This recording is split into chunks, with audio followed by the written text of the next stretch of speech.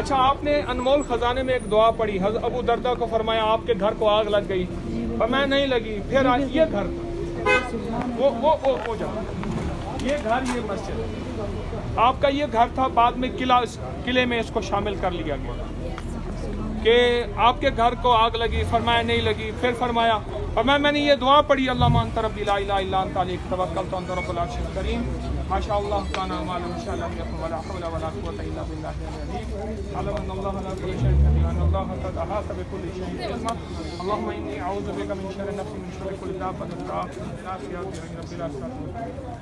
बस 2 घंटे दे दो।